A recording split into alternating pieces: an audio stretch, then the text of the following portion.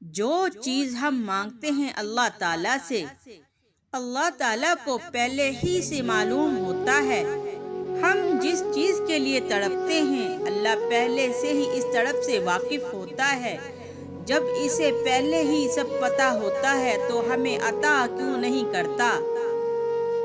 کیونکہ اس کے لیے ہی تو اللہ نے دعا بتائی اور دعا مانگنے کے لیے ہمیں بتایا، تاکہ ہم اس سے مانگیں، اس سے باتیں کریں، اسے بلاتے رہیں، اس سے دور نہ ہو جائیں، اس کے قریب رہیں تاکہ وہ ہمارے قریب ہو جائے۔ ہم اس سے مانگیں اور یوں ہی باتوں میں ہمارا الجھا ذہن اس چیز سے ہٹ جاتا ہے جو ہمارے لیے اچھی نہیں ہوتی۔ اتنی محبت کرتا ہے اللہ ہم سے، ہمارے لیے ہمیں غموں کو مٹا کر اپنی محبت سے ہمارے دلوں کو بھر دیتا ہے۔ اللہ اور صبر کا پھل دیکھو، اللہ دیکھ رہا ہے کہ آج کتنی اذیت میں ہیں اور کتنی مشکل سے صبر کو قائم رکھا ہوا ہے۔ بہت جلد وہ آپ کو سکون نواز دے گا اور آپ کے صبر کا پھل ضرور عطا کرے گا انشاءاللہ۔ صبح اٹھتے ہی اللہ کا شکر کرنا۔ پتہ ہے ہم سب کو کیا کرنا چاہیے؟ ہم سب کو صبح اٹھتے ہی اللہ کا شکر ادا کرنا چاہیے، جس نے تمام رات انجانے کتنی ہی بلاؤں اور بیماریوں سے بچائے رکھا اور تندرستی اور صحت کے ساتھ ایمان کی حالت میں بستر سے نیند سے اٹھایا اور ایک نیا خوبصورت دن دکھایا۔ کتنا مہربان ہے میرا رب کہ ہر نئے دن کے ساتھ نئی خوشیاں دیتا ہے، اور ہمیں یہ دکھانے کے لیے کہ میں موجود ہوں، میں طاقتور ہوں، میں رحیم بھی ہوں، میں غفور بھی ہوں، میں کریم بھی ہوں، اور وہ رب کسی کے ساتھ زیادتی نہیں ہونے دیتا۔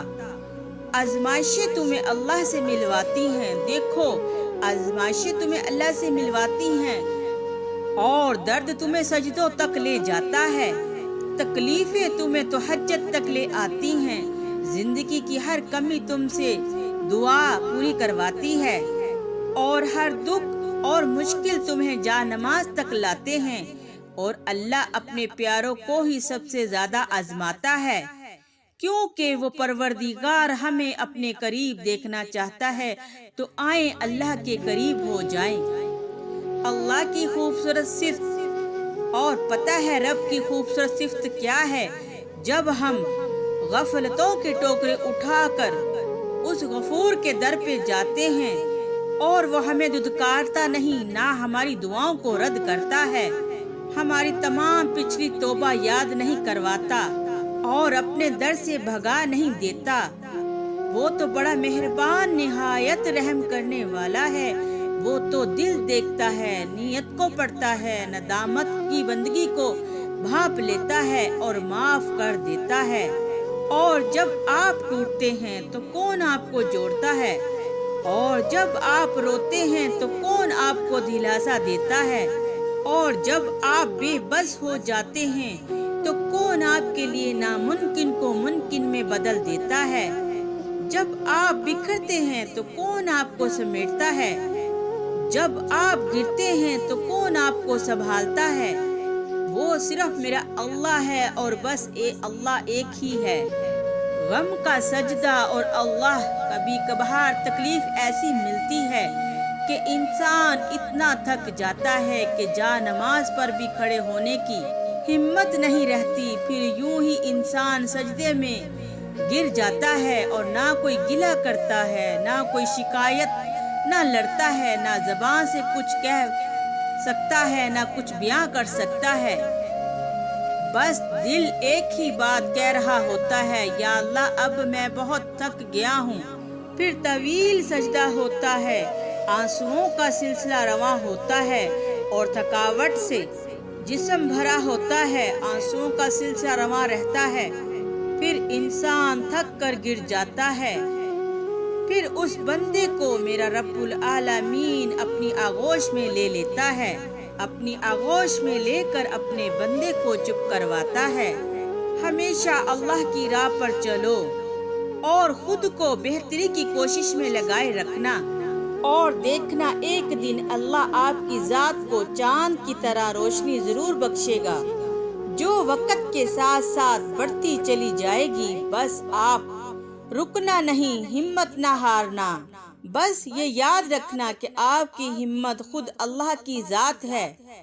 آپ بس واپس نہ پلٹنا، اللہ کی طرف بڑھتے رہنا، دوڑ کر نہیں تو پیدل چل کر، اور اگر چل بھی نہ سکو تو گھڑستے ہوئے، مگر رہنا ہمیشہ اللہ کی راہوں پر۔